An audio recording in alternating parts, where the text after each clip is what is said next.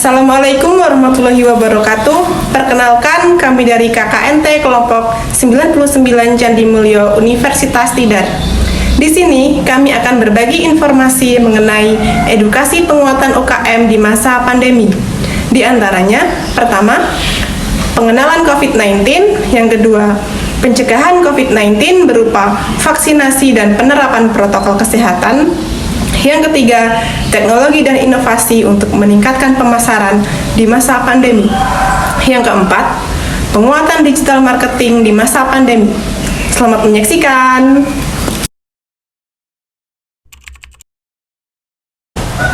Nah, di sini saya akan menjelaskan mengenai pengenalan COVID-19. Virus corona merupakan keluarga besar virus yang mengakibatkan terjadinya infeksi saluran pernapasan atas, ringan hingga sedang, seperti penyakit flu. Banyak orang terinfeksi virus ini, setidaknya 1 kali dalam hidupnya. Faktor risiko infeksi coronavirus, siapa saja dapat terinfeksi virus corona. Akan tetapi, bayi dan anak kecil serta orang dengan kekebalan tubuh yang lemah lebih rentan terhadap serangan virus ini.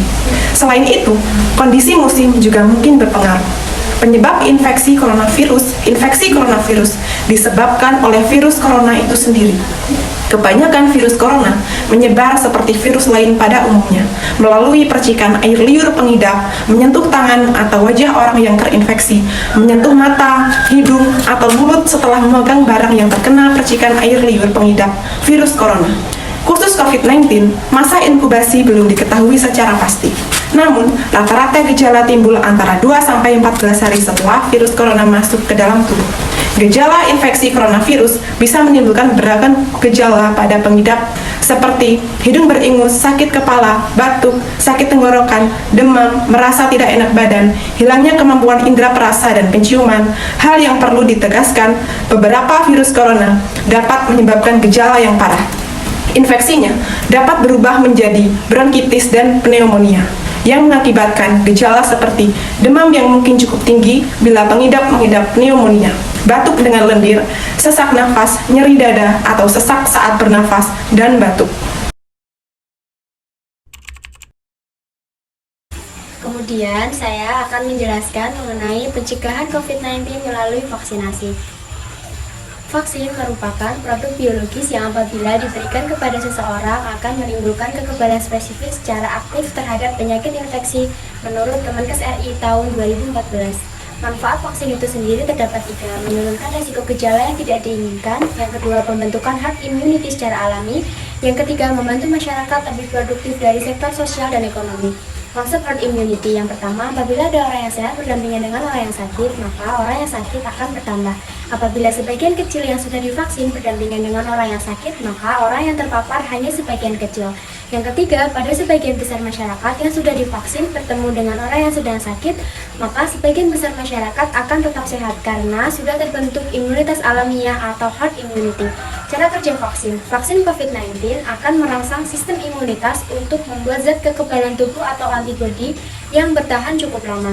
Zat ini nantinya akan melawan antigen dari patogen virus COVID-19 masuk ke dalam tubuh. Apabila antigen penyakit COVID-19 menyerang kembali, maka akan muncul reaksi imunitas yang kuat dari tubuh. Tujuannya untuk menghancurkan antigen tersebut. Jenis-jenis vaksin. Vaksin generasi pertama berisi tentang mikroorganisme hidup yang telah dilemahkan. Vaksin generasi kedua mengandung organisme yang telah dimatikan. Kemudian vaksin generasi ketiga mengandung vaksin rekombinan. Salah satunya mengandung mRNA. Efek yang ditimbulkan setelah vaksinasi yaitu mengantuk, demam, nyeri, nafsu makan meningkat. Selanjutnya, saya akan menjelaskan mengenai pencegahan COVID-19 dengan cara menerapkan protokol kesehatan.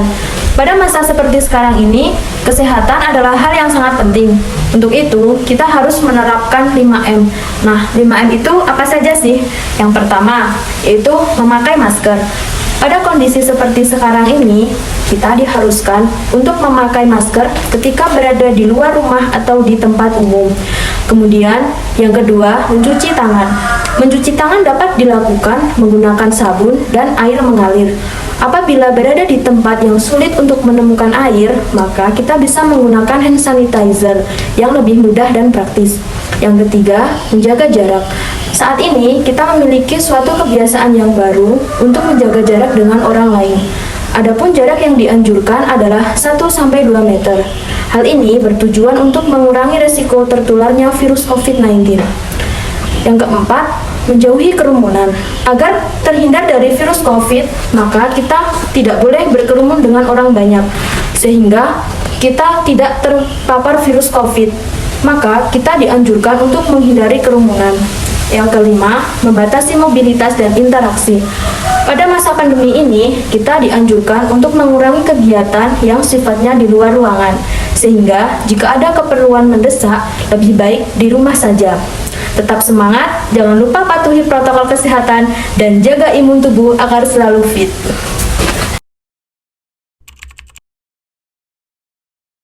Kemudian itu inovasi dan teknologi. Jadi bagi UKM yang mengalami kesulitan di masa pandemi ini, kita bisa melakukan inovasi dan memanfaatkan teknologi. Pertama, kita memanfaatkan teknologi yaitu untuk meningkatkan keefektivitasan penyebaran informasi mengenai UKM. Nah, seperti yang kita ketahui, teknologi merupakan alat yang sangat umum digunakan oleh masyarakat dunia maupun Indonesia. Jadi hal ini bisa kita manfaatkan. Nah, contoh dari pemanfaatan teknologi yaitu pembuatan website. Nah, website ini bisa menampung berbagai informasi mengenai produk dan UKM-nya berupa teks, video, maupun foto. Sehingga pemilik UKM tidak perlu repot-repot untuk menyebarkan informasi melalui lisan, karena website ini juga sangat mudah untuk disebarkan melalui link-link kepada orang-orang yang dituju. Dan juga website ini tertaut dengan situs pencarian sehingga membuka peluang banyak orang yang akan lebih banyak membaca mengenai produk UKM tersebut di dalam website. Yang kedua yaitu inovasi, terutama UKM yang berbasis makanan. Nah, inovasi yang dapat kita lakukan yaitu inovasi varian rasa. Hal ini dipertimbangkan dari kecenderungan orang-orang yang menyukai hal-hal yang baru dan mencoba hal-hal yang baru. Nah, dan juga produk yang mempunyai varian rasa lebih banyak itu akan lebih menarik dibandingkan produk yang hanya mempunyai satu varian rasa atau original. Nah, inovasi ini juga dipertimbangkan menjadi inovasi yang baik untuk pandemi ini karena inovasi ini tidak perlu mengubah produk secara keseluruhan. Ini seperti mempercantik dan memperindah produk kita dengan penambahan varian rasa baru. Sehingga biaya yang kita gunakan untuk inovasi ini tidaklah banyak. Sehingga ini bisa menjadi bahan pertimbangan untuk UKM yang mengalami kesulitan di masa pandemi ini.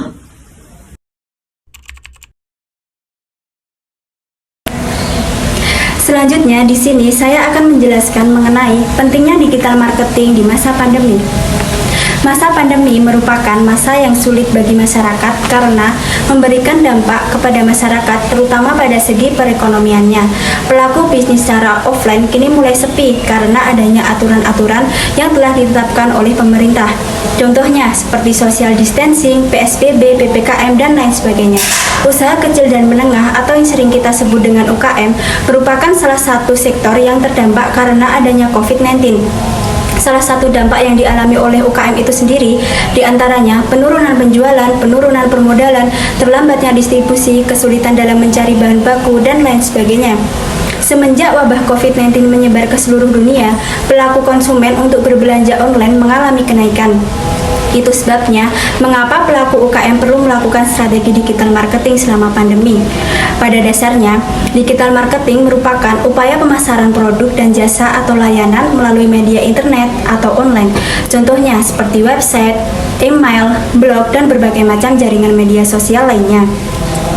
Menyadari bahwa pandemi COVID-19 belum diketahui kapan akan berakhir, banyak pelaku bisnis yang menggunakan strategi digital marketing untuk bisa bertahan di masa sulit ini. Berikut merupakan alasan mengapa harus menggunakan digital marketing di masa pandemi ini. Yang pertama, banyak orang menghabiskan waktu dengan kegiatan online. Di masa pandemi ini telah memaksa kita untuk meminimalisir kegiatan di luar ruangan. Akibatnya, saat ini lebih banyak orang yang melakukan berbagai aktivitas secara online, mulai dari kegiatan belajar, bekerja, berbelanja, dan lain-lain. Sebagai pemilik bisnis, harus bisa memanfaatkan kondisi tersebut karena merupakan kesempatan besar untuk menarik perhatian dari target market secara online. Yang kedua, digital marketing lebih hemat biaya jika dibandingkan dengan pemasaran secara tradisional. Pemasaran digital jauh lebih hemat biaya. Selain itu, pemasaran digital jangkauannya lebih luas karena dapat diakses secara global. Yang ketiga, menurunnya kunjungan konsumen ke toko offline sejak pandemi. Banyak bisnis yang mengalami penurunan kunjungan di toko offline-nya karena pemerintah di beberapa daerah juga menerapkan pembatasan jam operasional untuk mencegah penularan virus.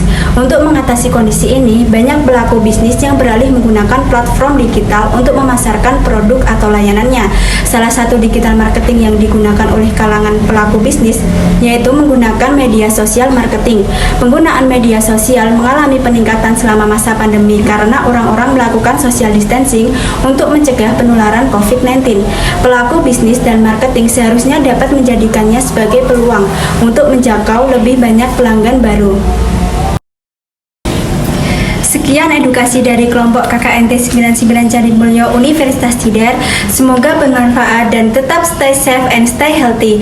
Dadah, wassalamualaikum warahmatullahi wabarakatuh.